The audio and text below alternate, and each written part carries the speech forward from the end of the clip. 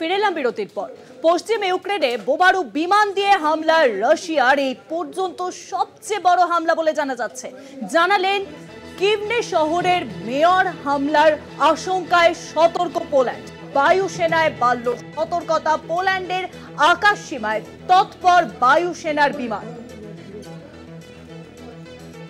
হামলার আশঙ্কায় সতর্ক পোল্যান্ড, বায়ুসেনায় বাড়ল সতর্কতা। আর এই বিষয়ে আরো জানবো। নিউজরুমে এখন সঙ্গে রয়েছেন আমাদের প্রতিনিধি অঙ্কুর ভট্টাচার্য। অঙ্কুরদা, ঠিক কি জানা যাচ্ছে?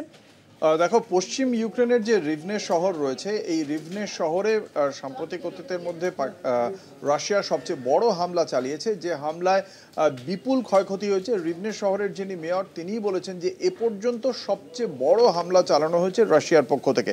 ড্রোন থেকে শুরু করে বায়ুসেনার বিমান সবাই হামলা চালায় এবং বিপুলভাবে পোল্যান্ডের আকাশসীমা দিয়েই এই হামলা হয়েছে বলেই জানতে পারা যাচ্ছে, যার ফলেই পোল্যান্ডের পক্ষ থেকেও এই ঘটনার পরেই যথেষ্ট তৎপর হয়ে উঠেছে। তাদের আকাশসীমা ব্যবহার যাতে রাশিয়া করতে না পারে, সেই জন্যই অন্যতম ন্যাটো সদস্য দেশ পোল্যান্ড তারা তাদের আকাশসীমায় সক্রিয় হয়েছে। তাদের বায়ুসেনার বিমানগুলিকেও তারা নির্দিষ্ট জায়গায় নিয়ে গিয়েছে যাতে সেখানেও রাশিয়ার পক্ষ থেকে কোনো হামলা না হয়। পোল্যান্ড দীর্ঘদিন ধরে ইউক্রেনের বন্ধু রাষ্ট্র এবং সেই কারণেই পোল্যান্ডের এই তাদের আকাশসীমা ব্যবহার করে যদি রাশিয়া ইউক্রেনের ওপর হামলা চালায়, তাহলে সেক্ষেত্রে ইউক্রেনের সঙ্গেও পোল্যান্ডের যে কূটনৈতিক সম্পর্ক তা আরও অবনতি ঘটবে। সেই কারণে নিজেদের আকাশসীমাকে ঠিক রাখার পাশাপাশি তাদের ওপর যাতে কোনো হামলা রাশিয়া না চালাতে পারে, সেই বিষয়টিও নিশ্চিত করতে চাইছে অন্যতম ন্যাটো সদস্য দেশ পোল্যান্ড।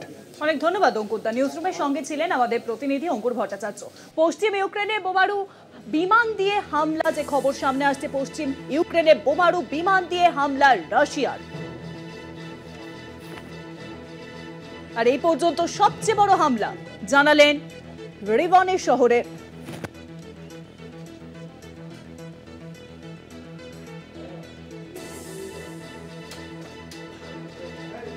পোল্যান্ডের আকাশসীমায় তৎপর বায়ুসেনার বিমান। পশ্চিম ইউক্রেনে বোমারু বিমান দিয়ে হামলা